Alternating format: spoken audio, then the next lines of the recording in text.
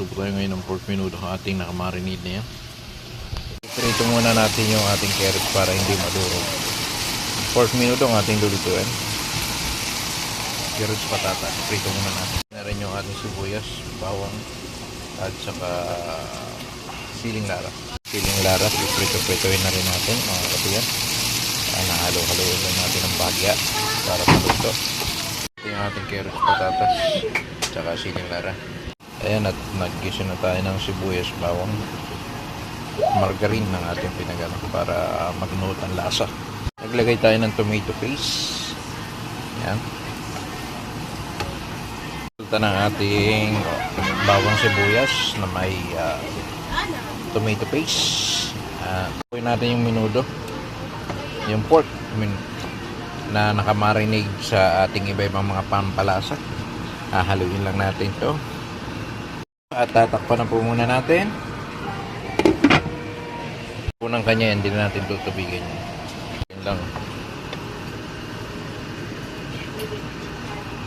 Baka halat, tatakpan ulit na. Ayan na. At nagkukuluan na po. At yan hindi natin tinubigan po. Yan ay kusang sumabaw. Iinitin na lang. Okay. Naglagay na lang ng rino. Ilagay natin rino at nakakalimutan bumili ng atay. Rino na lang po nilagay natin. Ayan. Ayan na po. At ang ating pork menudo. Palalambutin pa natin. Tatakpan ulit natin yan. At ang ating pork menudo. Naman po natin carrots, patatas at saka yung siling lara. Luto na po yan. Kaya kaunting ano lang ha. Haluin natin. At meron po tayong makapiright.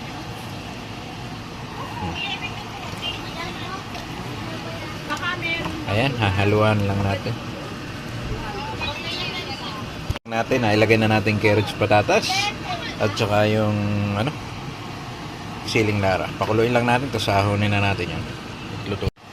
At ayan, luto na ang ating pork menudo. Papakuluan lang natin ang bahagya muna at malambot na yan. Medyo naiiga na. Luto na po ang ating pork menudo. Mga kariya, good morning. Handa o kung sa swimming ang ating pork menudo. Ayan na po. Ayan na po ang ating pork menudo. Lutong-luto na po mga kariya. Good morning Pilipinas. Sambong manok naman. Sambong manok ang ating lulutuin. Tsaka atay baluna. Ayan na. Ready na rin dito ang ating bawang tsaka sibuyas. Gigisa na natin. Gigisa na tayo ng naglagay na tayo ng margarine. Hindi na natin hugasan yung natutuan ng menudo. Doon na natin lulutuin yung adobong manok. Lagay na natin yung bawang sibuyas. Gigisa lang natin yan. Pinagsabay na natin. Ayan. Ating ginisa na yung bawang sibuyas. Na natin yung ating manok. Tsaka balot. As usual, tatakpan muna natin. Ating pakakatasin muna sa sabaw yan. Pero wala pang toyo yan at suka. Pinakuluan muna natin, pinalambot ang ating adobong manok. Pina tayo ng suka, oyster sauce, at toyo. Ngayon natin nahaluin, pakuluin muna natin yung bahagya yan. Ating adobo, haluin lang natin, tapos ilalagay na natin yung ating atay. At luto na ito. Natin yung atay. Pakuluin lang natin ang bahagya ng ating adobong manok na may atay at balunan. Ayan na. At sarap-sarap na po. Luto na ang tatlong putahe natin. Ang adobong manok, menudo at saka laing.